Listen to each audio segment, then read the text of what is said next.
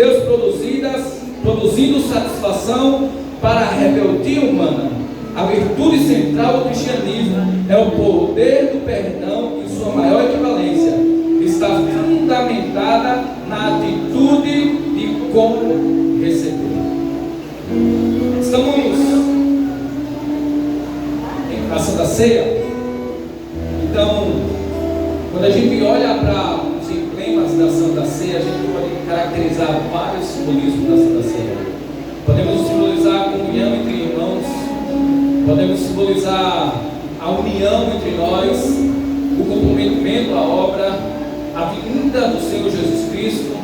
Podemos falar de muitas coisas, mas quando olhamos também para o ato da Santa Ceia, quando olhamos e cercamos a mesa do Senhor Jesus, devemos olhar com um único olhar, devemos olhar com a única certeza.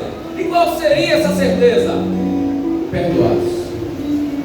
O perdão que Jesus liberou, agora simbolizado com a ceia, reflete aquilo que Ele determinou para nós na cruz, reflete aquilo que nós temos de adquirido por Jesus Cristo, que é o perdão das nossas ofensas.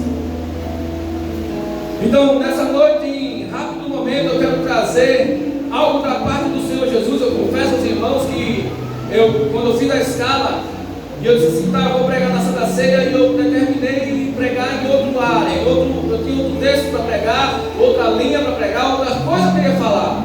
Mas quando eu estava para preparar, o Espírito Santo me puxou e me guiou para outro caminho, para um caminho que eu nem lembrava, nem imaginava que poderia ser pregado na Santa Ceia de Deus. Ele escolheu exatamente essa passagem, esse texto e essa temática hoje, e a palavra do Senhor Jesus fala que hoje vamos falar sobre Santa Ceia, os emblemas do perdão. E quando falamos sobre perdão, falamos do perdão de Cristo, mas Jesus quer muito mais além do que a gente entender do perdão de Jesus. Quer também que nós praticamos o poder do perdão. Mas uma pergunta muito notória é: por que é tão difícil perdoar? Ou por que não perdoamos? Na verdade, a gente nós racionalizamos o não perdão, as nossas mágoas, os nossos ressentimentos, as nossas raízes e amarguras. A gente gosta de justificar a nossa vingança e dizer com outra palavra, porque falar sobre vingança é uma palavra muito forte, muito feia. Então a gente costuma a falar outras palavras, ou seja, quem não já ouviu falar que, irmão, eu não perdoei porque eu sou justo demais. Ele errou e a minha justiça diz que eu estou certo, então logo eu não tenho a necessidade de perdoar. Ou, porque Deus sabe todas essas coisas, Deus é justo e sabe que eu não errei, então quer dizer que eu não preciso perdoar. Porque a gente já ouviu falar da lei da semeadura, aqui se faz, aqui se paga. Porque já ouviu falar da reciprocidade, bateu, levou. Na verdade, a gente só está justificando o nosso coração duro e pesado e obstinado de não querer perdoar. Mas eu quero trazer para os irmãos, qual é o problema de não perdoar? O que o não perdoar pode trazer para as nossas vidas? Por que o perdoar é tão perigoso?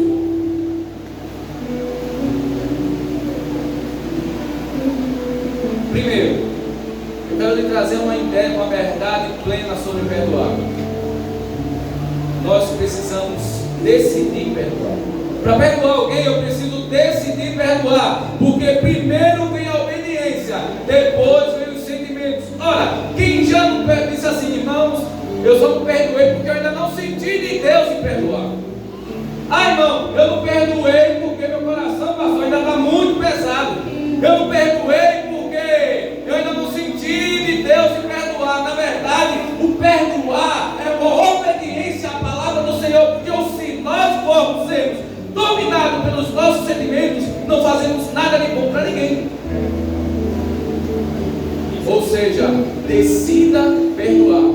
Primeiro vem a obediência, depois vem os sentimentos. Efésios capítulo 4, Versículo 32 diz assim: ame-se uns para com os outros, benignos, misericordiosos, perdoando-vos uns aos outros, como também Deus vos perdoou em Cristo. Porque eu devo perdoar. Não podemos pôr a emoção, não podemos pôr as emoções. Não perdoamos por emoções, perdoamos por princípio. Porque assim como Deus nos perdoou, devemos perdoar uns aos outros. Usamos uma falsa verdade de dizer assim: irmão, eu perdoei, mas eu não quero nem perto. Irmão, eu perdoei, o Senhor lhe perdoei, mas você na sua e eu na minha. Aí eu lhe pergunto: quando você chegar no céu, vai ter uma cidade especial para você. Vai ter uma cidade com os muros dizendo assim: olha, eu fiz esse lugarzinho para você não ver a cara dele nisso, Oséias. Porque você perdoou, mas você não vai para a cara dele, então está tudo certo. Você vai ficar lá e vai ficar cara acima, vai ser? Não. Jesus diz assim: é necessário que vocês se tornem um. Para quê? Para que o mundo veja que o Pai me enviou. Aí eu lhe pergunto: como é que se torna um se eu não estou com a cara de ninguém?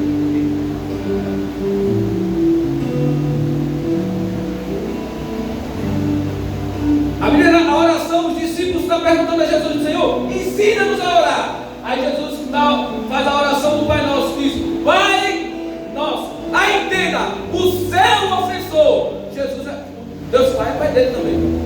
Se você perguntasse a Deus hoje, a Jesus hoje: Jesus, quem é aquele? Ele responderia: é meu irmão. Eu morri para ver se ele muda. Eu morri para salvar a vida dele também. Quando oramos, o Pai Nosso, dizemos assim: Pai Nosso, o Pai que é nosso, é Pai dos nossos ofensores também. O Pai daquele que faz o bem é o mesmo Pai daquele que faz mal. Então, se você ora ao Senhor e diz assim: meu Pai faz mal àquela pessoa, você está dizendo a mesma coisa. Você dizer: meu Pai machuca teu filho. E o próprio Cristo diz assim: se um pai, vocês que são maus, não podem ver um filho pedindo pão e não darem uma pedra, imagina o Pai Celestial, que é muito mais bom do que você. Você é essa palavra de Deus. Mais bom.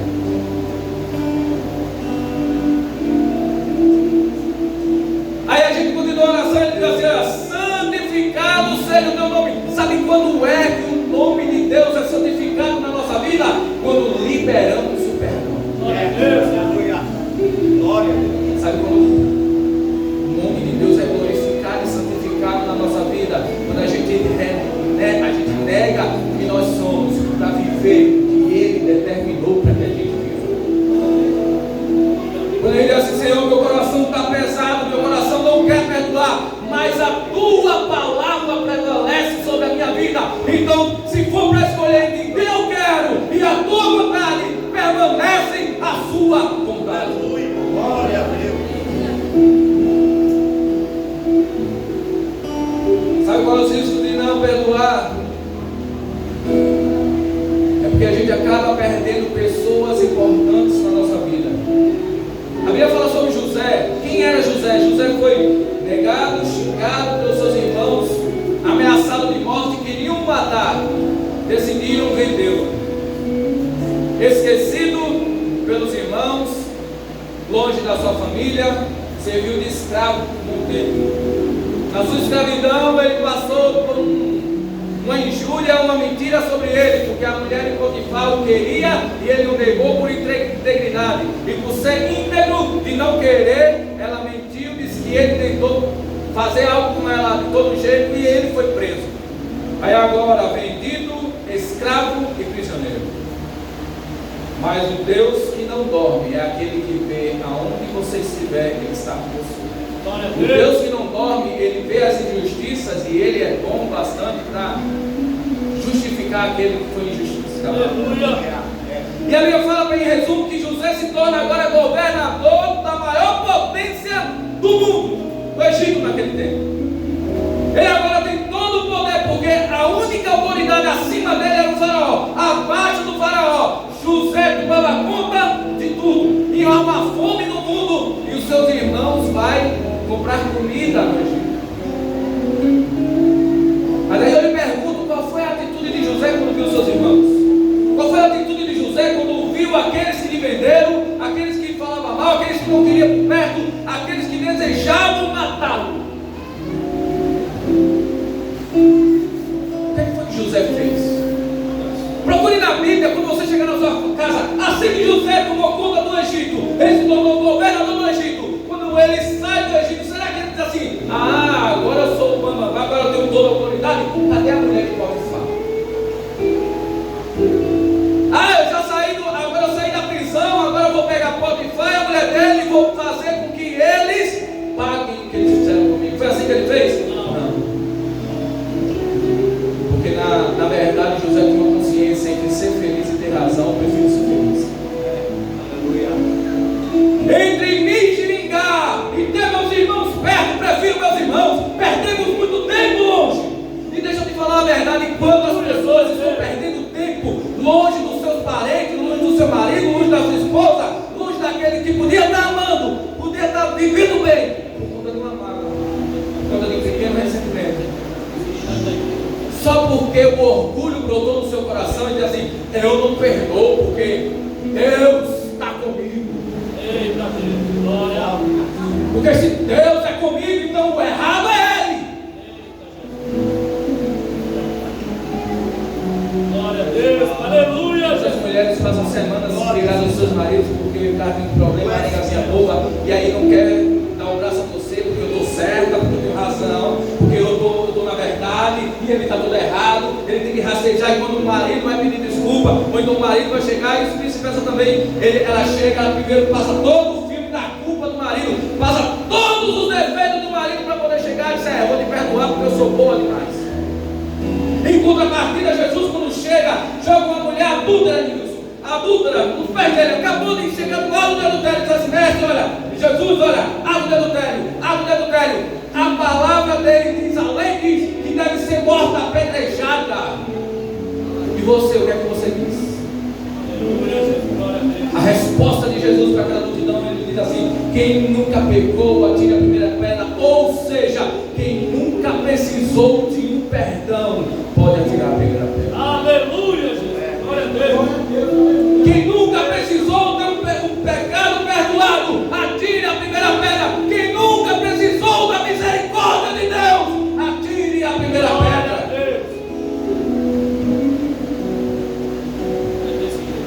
Foi por isso que foram embora todos. Porque se eu perguntar aqui agora, irmãos, quem nunca precisou do perdão de Deus, pode atirar a primeira pedra.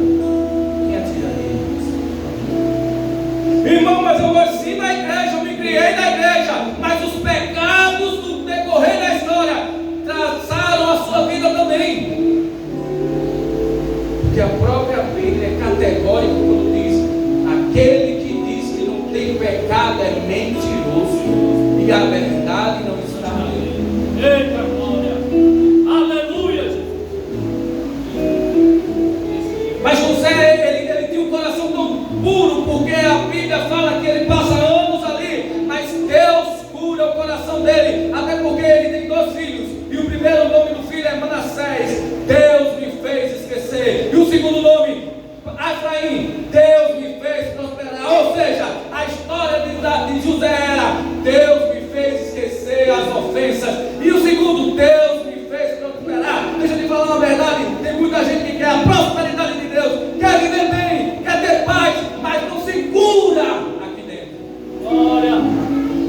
Aleluia, Jesus. Porque Deus primeiro quer curar a sua alma, para depois curar o seu. Glória! Aleluia! É Deus. É por isso que já ouviu falar de doenças psicossomáticas. São dores que não tem razão, não tem lógica. Faz exame. Ai, irmão, estou sentindo muita dor de cabeça. Vai no médico, o médico faz exame. Faz todo tipo de cardiograma. Não, você está perfeito, não tem dor, não tem nada, mas é a alma gritando: eu preciso ser curada. Glória a Deus. Aleluia, Jesus. É todo o corpo, irmão. Estou sentindo todo o corpo, é pressão alta, úlcera nervosa, é alguma coisa. Ai, irmão, eu tenho uma doença, eu tenho isso, mas na verdade é a sua alma gritando através do seu corpo. libera perdão para ninguém. Sabe qual é o maior risco de você não liberar perdão? É porque você dá legalidade a Satanás no campo das suas emoções. Você sabia disso? Quando não perdoamos, damos a chave da porta dos sentimentos para o diabo. Irmão, que palavra forte é? Vamos lá, a mágoa é de Deus, raiz de amargura é de Deus, ressentimento é de Deus. E aí vem da onde? Analise você mesmo, faça uma introspectiva. Quando você está com raiva de alguém que você não perdoa, quais são os sentimentos que você tem para com ela? Eu queria tanto que Deus prosperasse a vida dele, que ele fosse milionário. É isso mesmo? Ou quando ele vai andando ali, era como tropeçar se caísse. Vai sair de carro, era bom que bata, morre e nem volte. Ou eu estou mentindo? Aí esses pensamentos vêm de quem? Vem de Deus, irmãos. É o diabo controlando a sua vida. Porque eu devo perdoar? Porque não perdoar compromete a sua eternidade. Mateus capítulo 6, versículo 15 diz assim: se porém não perdoardes aos homens as suas ofensas, também o vosso Pai vos não perdoará das vossas ofensas. Ou seja, o céu está preparado para receber aqueles que receberam o perdão de Deus e liberaram o perdão. Porque se eu não perdoar os meus ofensores, jamais Deus me perdoará. Em Mateus 18, 23 ao 35, fala de uma parábola extremamente interessante. Eu não vou ler para não perder tempo. Caso dele. Diz assim, que um homem estava fazendo a sua contabilidade e achou os seus devedores. Aí chamou um homem que devia 10 mil talentos, ou seja, milhões de dólares. E ele cobra aquela dívida para ele, e ele não tinha dinheiro para pagar, e pediu misericórdia, ele perdoou minhas dívidas, eu não tenho como pagar, ele iria aprender, e acabou o seu devedor, aquela pessoa que estava fazendo sua contabilidade, teve misericórdia e perdoou sua vida. O perdoado saindo dali, encontrou seu conservo que devia 10 denários, 100 dias de trabalho, 100 denários, 100 dias de trabalho. E ele pega no pescoço dele e diz assim: pague a minha dívida, pague aquilo que você deve. E o soldado que estava na sala viu aquela cena e volta para o seu senhor e diz assim: olha, aquele homem que o senhor acabou de perdoar está ali oprimindo o seu conservo e querendo, cobrando uma pequena dívida. Aí ele diz assim: traz de volta, manda de volta. É a única parte da Bíblia que Deus cancela o perdão. A única passagem da Bíblia onde Deus cancela o perdão é quando você não libera perdão. Deus cancela o seu perdão. E ele diz: traz de volta, porque você não usou de misericórdia como eu usei de misericórdia para você. Agora vá e vá para a prisão e seja atormentado nos lugares exteriores. Preste atenção. Deus está dizendo essa noite: se você não libera perdão, você nunca terá o meu perdão. Tem muita gente que diz assim: Senhor, mas eu estou clamando e Deus sabe todas as coisas. Pois é, Ele sabe que essa situação podia ser sanada há muito tempo. Deixa eu te falar uma frase bem interessante: aquele que recebeu muito perdão de Deus não pode negar perdão a ninguém. Eita, glória a Deus. Levanta a mão. Quem recebeu muito perdão de Cristo? Muito. Quem foi muito perdoado? Levanta a mão. Quem foi muito perdoado? Você que foi muito perdoado nunca pode negar perdão a ninguém. Porque o texto diz: aquele que recebeu o perdão de Cristo não pode negar o perdão a ninguém. Glória a Deus. Vamos perdoar. Aí a gente volta para 1 Coríntios capítulo 11. É interessante que Paulo, eu amo os escritos de Paulo, é porque ele é sincero no que fala e ele fala coisas da vida dele. Porque o texto é bem interessante, porque ele diz assim: porque eu recebi do Senhor Aí eu lhe pergunto, qual foi a maior dádiva que Paulo recebeu de Cristo? Qual foi a maior dádiva? O perdão na vida de Paulo, através da graça. E ele dizia, aquilo que eu recebi dele, eu também passei para vocês. Ou seja, eu recebi o perdão e distribuí perdão para todo mundo. Aleluia. Porque quando ele conta a história de Jesus, ele analisou a última ceia, a primeira Santa Ceia, a última Páscoa de Cristo. Ele diz assim, porque eu recebi do Senhor, que também vos ensinei. Sabe o que aconteceu? Na noite que Jesus foi traído, ele tomou o pão e, tendo dado graça, partiu e disse, toma, come, porque eu determinei morrer por você, que vão me trair, que vão me negar, que vão me abandonar, mas eu não desisto da vida de vocês. Aleluia. Perdoe na mesma medida que foi perdoado por Cristo. Quem um dia foi perdoado nunca pode negar o perdão. Aquela história da mulher adulta, ela recebeu o perdão. Quantas passagens falam de perdão liberado. E quando Jesus está, Paulo está descrevendo a ceia, ele enfatizou e diz assim, na noite que ele foi. Ele podia falar, na última ceia, na primeira Santa Ceia de Cristo, na última Páscoa, ele podia botar qualquer referência, pastor. Mas ele enfatizou e diz assim, na noite em que foi traído. Ou seja, Jesus liberava perdão para todos que lhe ofendiam. Jesus liberava perdão para todos que lhe ofendiam. Eu vou terminar falando sobre Efésios 4, 32. Diz assim, toda amargura, toda ira e cólera, e gritaria, e blasfêmia, e toda malícia seja tirada dentre vós. Antes sede uns para com os outros, benigno, misericordioso, perdoando-vos uns aos outros, como também Deus vos perdoou em Cristo. Ou seja, do jeito que Deus te perdoou, libere perdão. Do jeito que Deus derramou o seu perdão através da graça na sua vida, derrame graça e perdão na vida de alguém. Quando chegamos aqui na Santa Ceia, que olhando para esses emblemas, lembramos do corpo e do sangue de Jesus derramado na cruz. E o que isso simboliza? A cruz simboliza perdão.